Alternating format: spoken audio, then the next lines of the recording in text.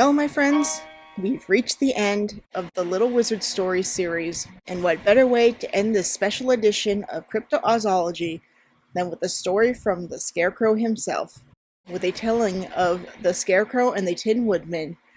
Here, the titular duo go out for a boat ride that isn't as relaxing as intended. Listen in to find out how things go on Cryptozoology.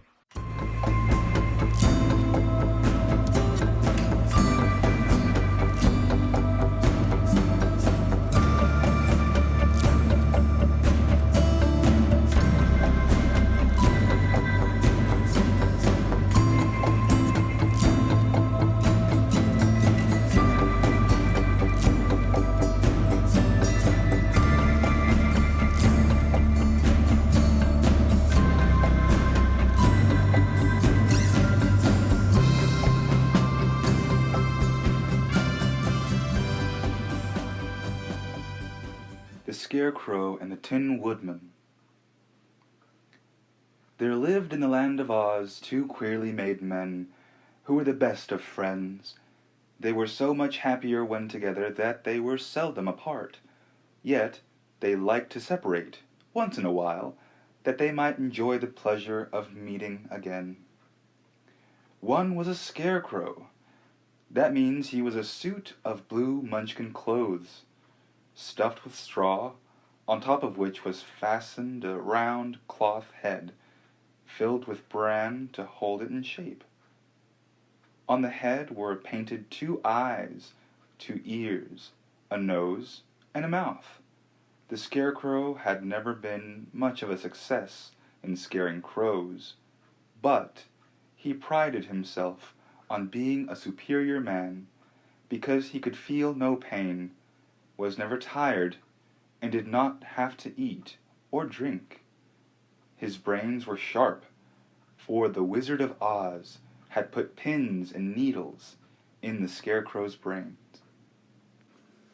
The other man was made all of tin, his arms and legs and head being cleverly jointed so that he could move them freely.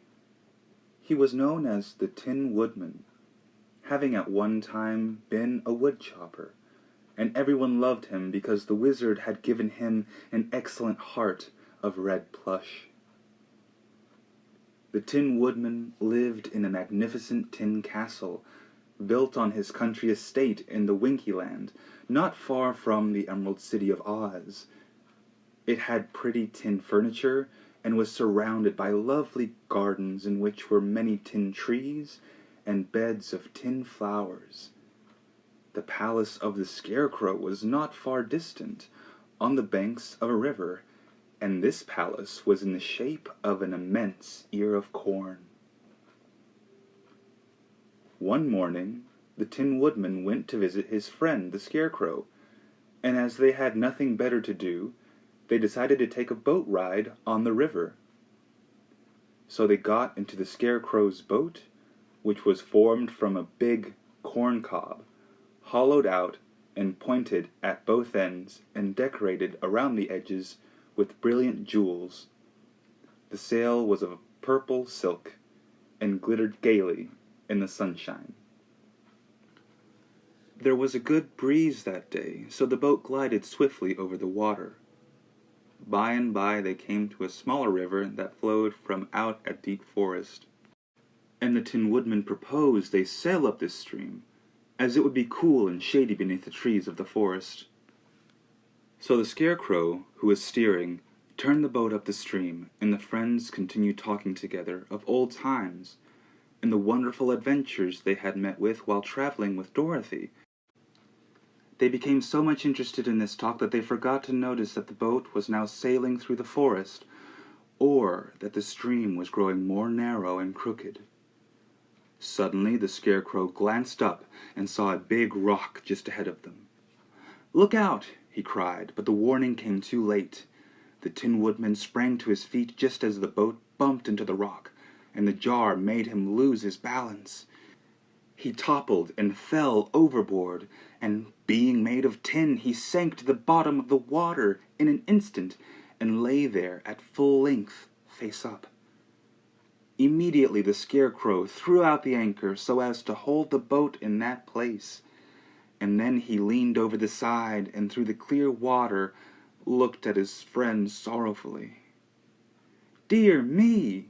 he exclaimed. "What a misfortune!" "It is indeed," replied the Tin Woodman, speaking in muffled tones because of so much water covering him. "I cannot drown, of course, but I must lie here until you find a way to get me out. I'm soaking in all my joints, and I shall become badly rusted before I am rescued." "Very true," agreed the Scarecrow. "But be patient, my friend, and I'll dive down and get you. My straw will not rust, and is easily replaced, if damaged, so I'm not afraid of the water." The Scarecrow now took off his hat and made a dive from the boat into the water. But he was so light in weight that he barely dented the surface of the stream, nor could he reach the Tin Woodman with his outstretched straw arms. He floated to the boat and climbed into it, saying the while, "Do not despair, my friend. We have an extra anchor on board, and I will tie it around my waist to make me sink and dive again." "Do that?" called the Tin Man. "That would anchor you also to the bottom, where I am, and we'd both be helpless." "True enough," sighed the Scarecrow, wiping his wet face with a handkerchief.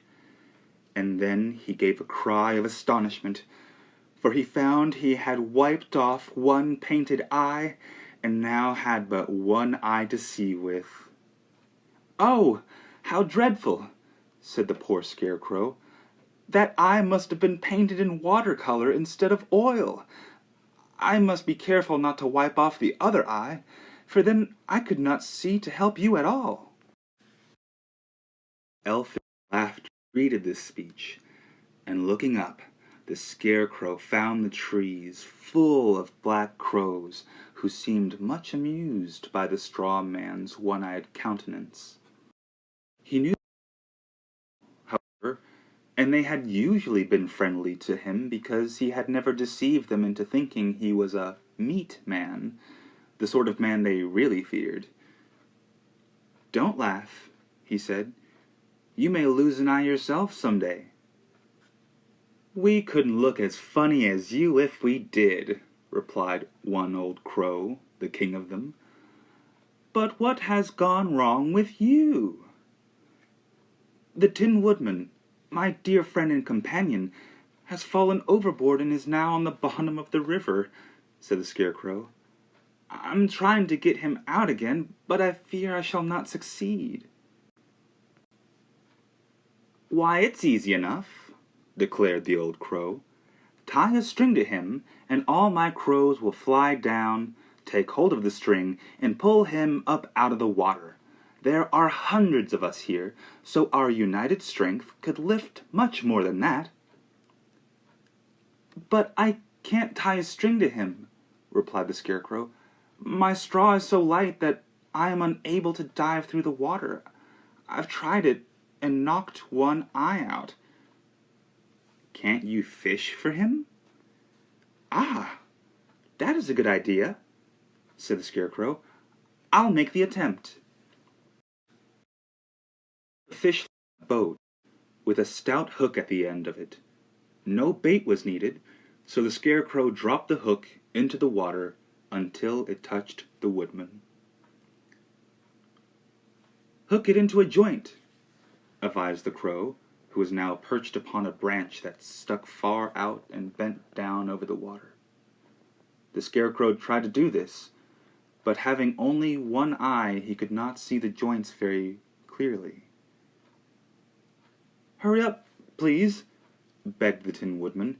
"You've no idea how damp it is down here." "Can't you help?" asked the Crow. "How?" inquired the Tin Man. "Catch the line and hook it around your neck."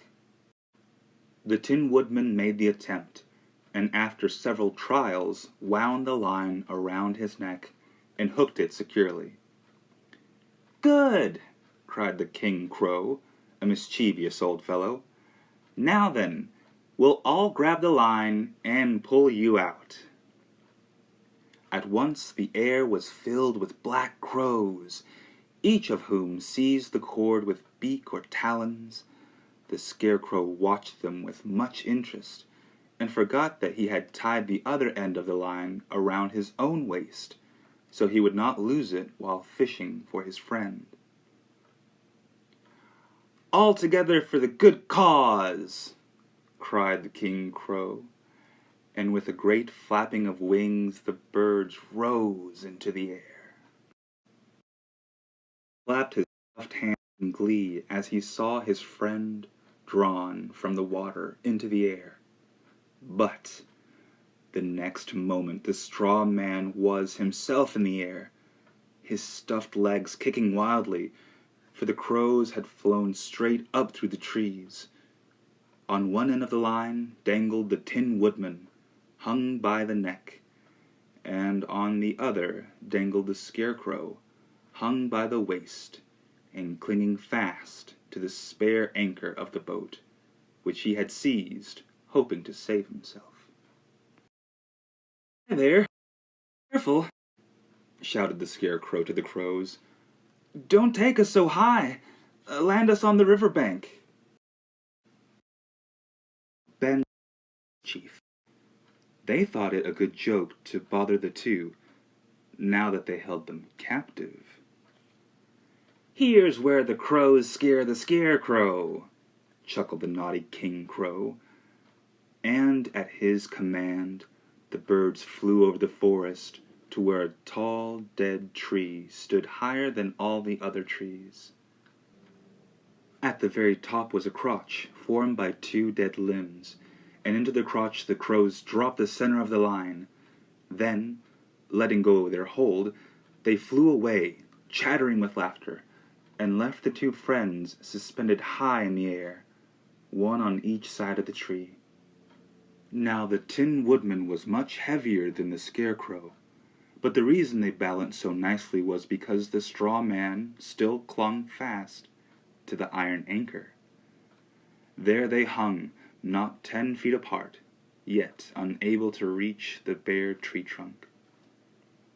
"For goodness sake, don't drop that anchor," said the Tin Woodman anxiously. "Why not?" inquired the Scarecrow. "If you I'd tumble to the ground, where my tin would be badly dented by the fall. Also, you would shoot into the air and alight somewhere among the treetops." "Then," said the Scarecrow earnestly, "I shall hold fast to the anchor." For a time they both dangled in silence, the breeze swaying them gently to and fro. Finally the Tin Man said, "Here's an emergency, friend, where only brains can help us. We must think of some way to escape." "I'll do the thinking," replied the Scarecrow. "My brains are the sharpest." He thought so long that the Tin Man grew tired and tried to change his position, but found his joints had already rusted so badly that he could not move them, and his oil can was back in the boat. "Your brains are rusted, friend Scarecrow?" he asked in a weak voice, for his jaws could scarcely move. "No, indeed. Ah, here's an idea at last!" And with this the Scarecrow clapped his hands to his head, forgetting the anchor, which tumbled to the ground. The result was astonishing, for just as the Tin Man said, the light Scarecrow flew into the air, sailed over the top of the tree, and landed in a bramble bush, while the Tin Man fell plump to the ground and, landing on a bed of dry leaves, was not dented at all. The Tin Woodman's joints were so rusted, however, that he was unable to move, while the thorns held the Scarecrow a fast prisoner. While they sad plight, the sound of hooves was heard, and along the forest path rode the little Wizard of Oz, seated on a wooden sawhorse. He smiled when he saw the one-eyed head of the Scarecrow sticking out of the bramble bush, but he helped the poor straw man out of his prison. "Thank you, dear Wiz," said the grateful Scarecrow. "Now we must get the oil can and rescue the Woodman." Together they ran to the river bank, but the boat was floating in midstream, and the wizard was obliged to mumble some magic words to draw it to the bank, so the Scarecrow could get the oil can.